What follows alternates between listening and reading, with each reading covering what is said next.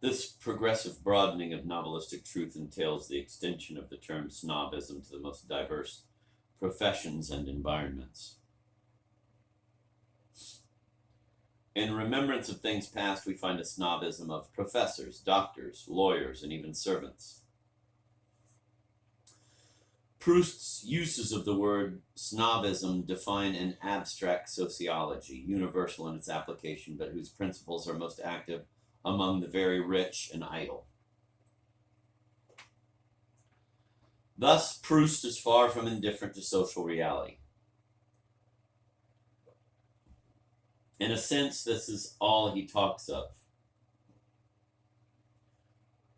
For to the novelist of triangular desire, interior life is already social, and social life is always the reflection of individual desire.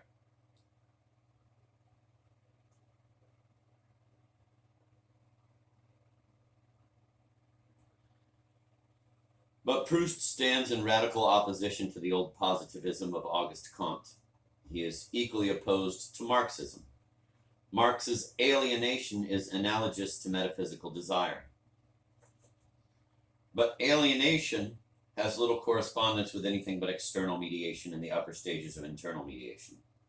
The Marxist analyses of bourgeois society are more penetrating than most, but they are vitiated at the outset by yet another illusion.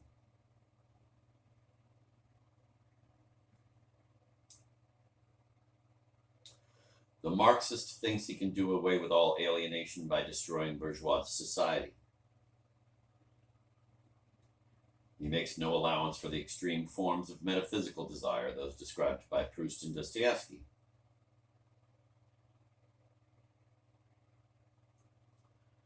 The Marxist is taken in by the object. His materialism is only a relative progress beyond middle-class idealism.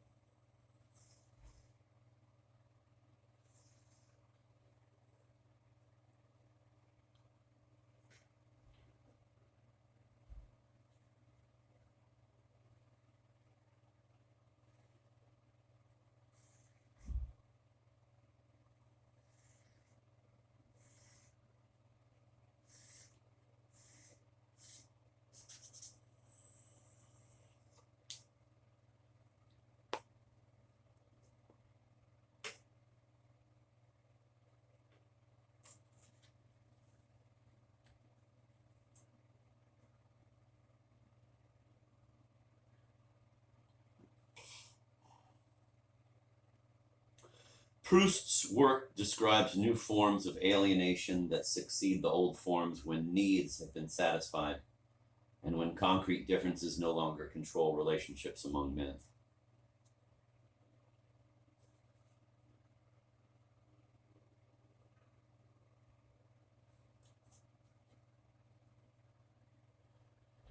We have seen how snobism raises abstract barriers between individuals who enjoy the same income, who belong to the same. Yeah? Want to see something crazy, man? What it is?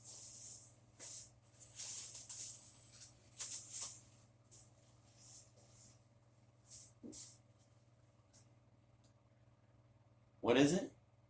Do you remember Heelys? Oh, yeah. They got that motherfucking wheel on them, bro. I got them at Goodwill for $16. When did you get those? Yesterday. Tight, man. You how did you hold off showing them to me until then, dude? I just forgot them in the car. My God, dude. You must. Damn, how could you sleep knowing those were out in the car? Got some pretty dope shirts. Oh yeah, look at this shirt I got. I think they're too.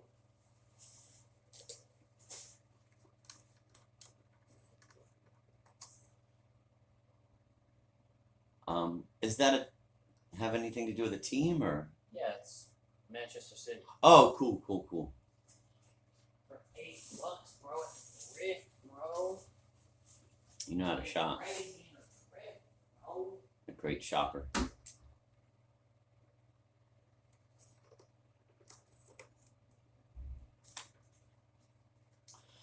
Proust's work describes new forms of alienation that succeed the old forms when needs have been satisfied and when concrete differences no longer control relationships among men.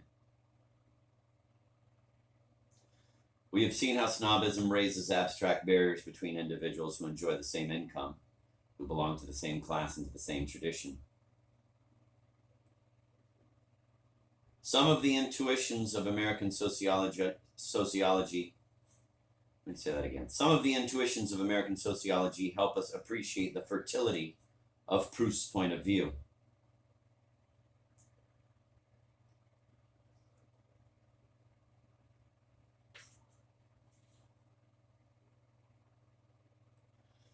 Thorstein Veblen's idea of, quote, conspicuous consumption, end of quote, is already triangular. It deals a fatal blow to materialist theories. The value of the article consumed is based solely on how it is regarded by the other. Only another's desire can produce desire.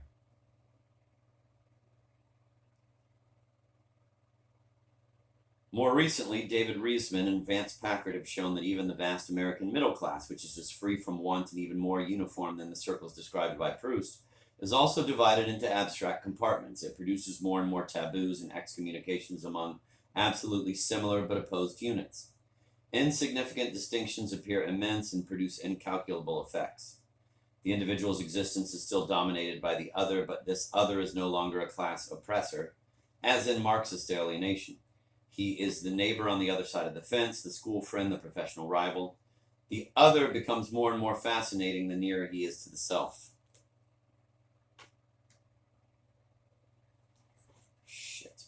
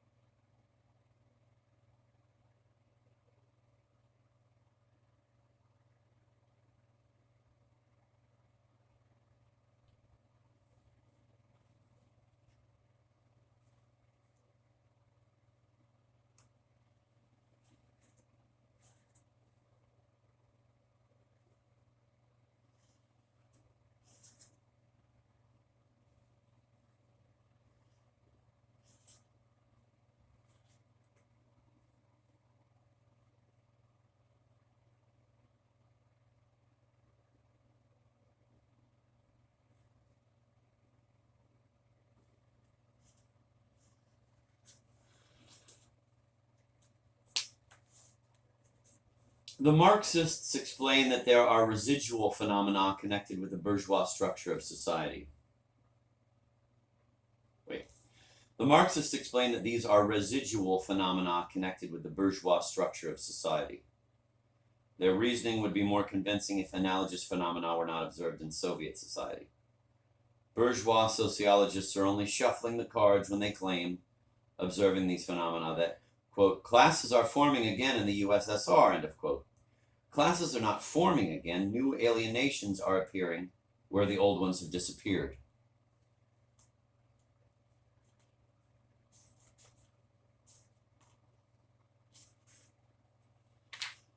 Even in their boldest intuitions, the sociologists do not succeed in completely throwing off the tyranny of the object. None of them has gone as far as novelistic reflection. They tend to confuse the old class distinctions imposed externally, with the inner distinctions created by metaphysical desire. It is easy to make this confusion since the transition from one alienation to another covers a long period during which double mediation is proceeding underground without ever coming to the surface.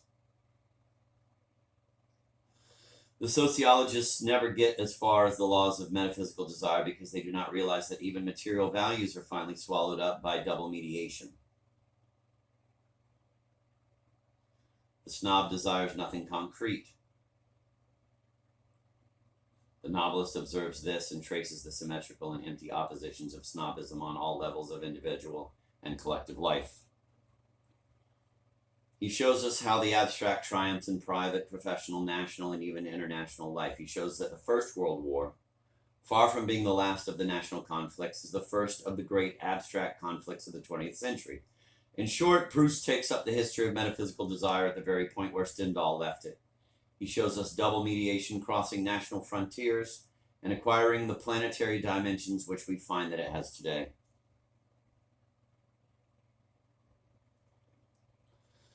After describing social rivalries in terms of military operations, Proust describes military operations in terms of social rivalries.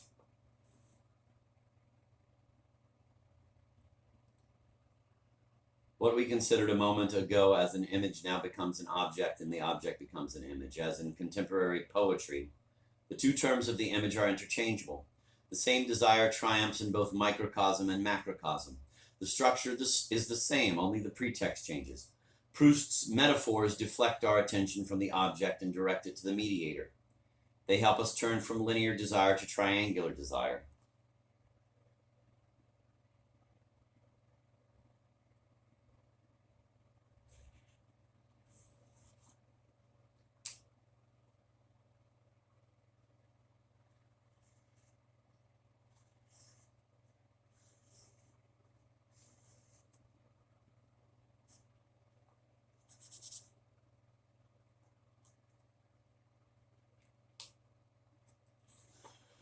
Charles and Madame Verdurin confuse social life with the First World War. The novelist goes beyond this madness as it in turn had outgrown common sense. He no longer confuses the two areas.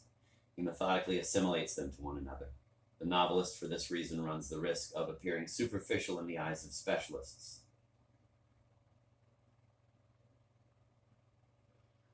He is accused of explaining big events by little causes. Historians want history to be taken seriously, and they will never forgive Saint Simon for having interpreted some of Louis XIV's wars in terms of court rivalries.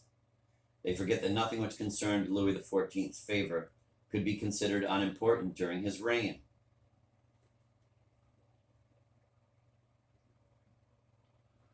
The distance between pure and simple futility and cataclysmic futility is imperceptible. Saint Simon is aware of this, and so are the novelists. There are, in any case, no causes, great or small. There is only the infinitely active void of metaphysical desire. The First World War, like the War of the Salons, is the fruit of this desire. To be convinced of this, we have only to consider the antagonists. We see the same indignation, the same theatrical gestures on both sides.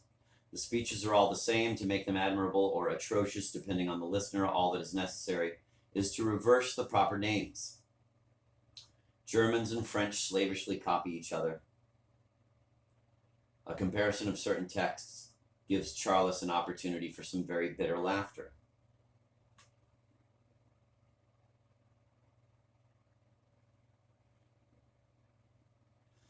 Some years ago, we could still smile at this universal snobism.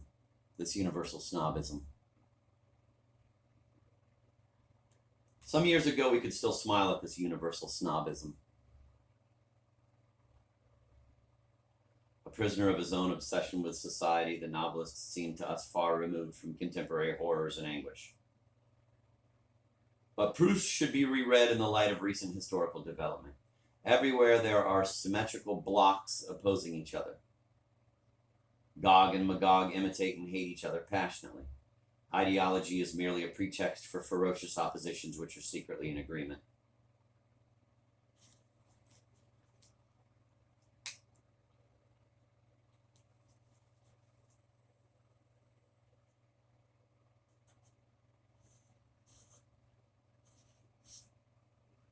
The Internationale of nationalism and the nationalism of the Internationale blend and intersect in inextricable confusion.